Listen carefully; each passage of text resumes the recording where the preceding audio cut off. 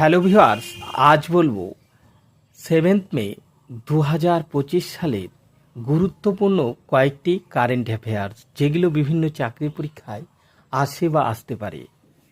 তো শুরু করা যাক। আজকের প্রথম প্রশ্ন: ভারত সরকার অ্যাংলোকে তার প্রতিরক্ষা বাহিনীকে আধুনিকীকরণের জন্য কত টাকা ঋণ প্রদান করবে? A 250 million, B 300 million, C 400 million, D 200 million. এর সঠিক উত্তর হবে 200 মিলিয়ন। কি পয়েন্ট: ভারত তার সশস্ত্র বাহিনী আধুনিকায়নের জন্য অ্যাংলোকে 200 মিলিয়ন ক্রেডিট দিতে সম্মত হয়েছে। রাষ্ট্রপতি জোয়াও ম্যানুয়েল গনকালভেস লরেন্কো 1 মে থেকে 4 মে 2025 তারিখ ভারতে একটি সরকারি সফরে এসেছিলেন। এটি ছিল রাষ্ট্রপতি জোয়াও ম্যানুয়েল গনকালভেস লরেন্কোর প্রথম ভারত সফর।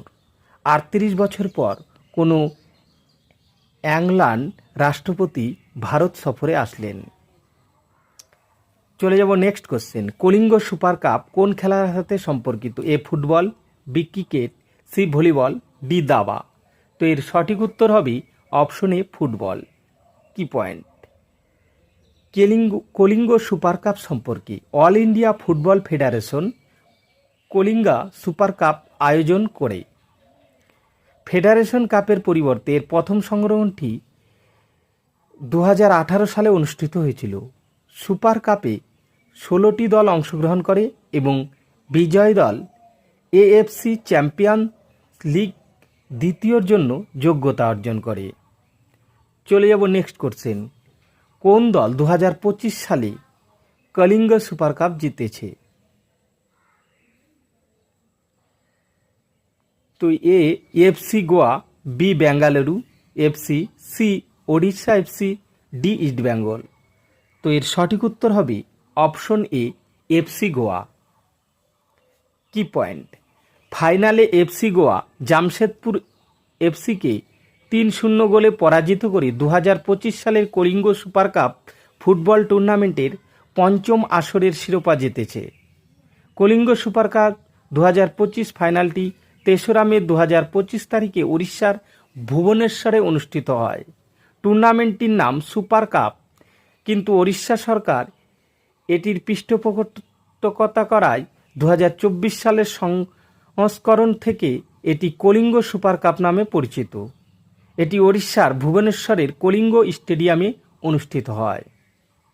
Winner of the past edition of the super cup: number 1 2018 Bengaluru FC, runners East Bengal. 2 2019 সাল winner FC Goa, runners FC Chennaiyin. Number 3 2023 সাল winner Odisha FC, runner up Bengaluru FC. Number 4 2024 সাল winner East Bengal, runners up Odisha FC. Number 5 2025 সাল winner FC Goa, runners up Jamshedpur FC. চলে যাব next question: সম্প্রতি ভারতীয় বিমান বাহিনী কোন অনুশীলন পরিচালনা করছে? এ বায়ুশক্তি, বি গগন শক্তি, সি আক্রমণ, ডি গরুর। এর সঠিক উত্তর হবে অপশন সি আক্রমণ। কি পয়েন্ট: ভারতীয় বিমান বাহিনী আক্রমণ নামে একটি বড় সামরিক মহড়া পরিচালনা করেছে, যা পাহাড় এবং স্থল উভয় লক্ষ্যবস্তুতে আক্রমণের অনুকরণ করে।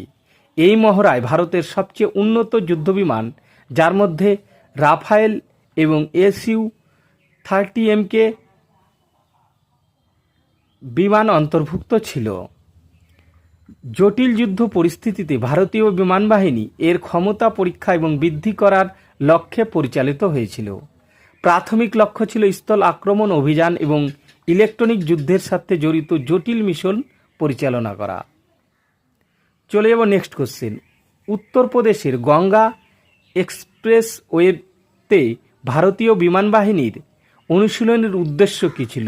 এ একটি নতুন বাণিজ্যিক বিমানবন্দর উদ্বোধন করা, বি জনসাধারণের বিনোদনের জন্য এয়ার শো পরিচালনা করা, সি যুদ্ধকালীন অথবা জরুরি অবস্থার রানওয়ে হিসেবে এক্সপ্রেসওয়ের ব্যবহার পরীক্ষা করা, ডি দূরবর্তী গ্রামগুলিতে ত্রাণ সামগ্রী পৌঁছে দেওয়া।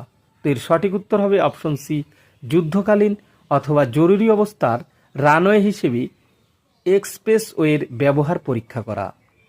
কি পয়েন্ট, উত্তরপ্রদেশের শাহজাহানপুরে ভারতীয় বিমান বাহিনী একটি বড় ফ্লাইট পাস্ট ও অবতরণ অনুশীলন করছে।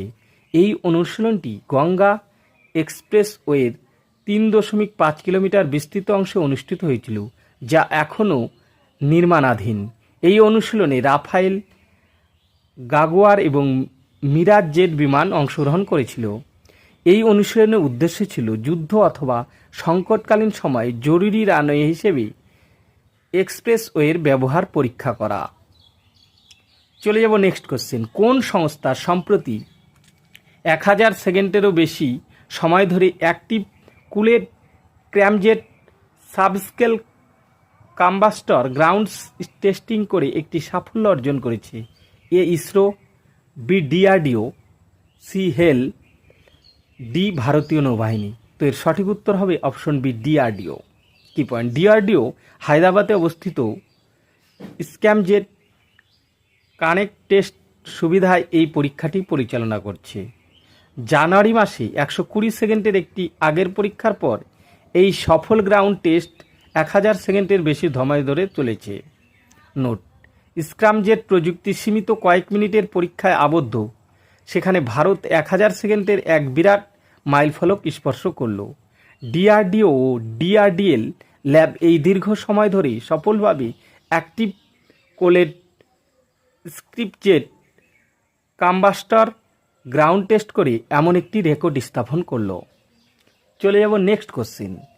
কাকে ভারতীয় সেনাবাহিনীর উত্তর কমান্ডের general officer commanding in chief নিযুক্ত করা হয়েছে?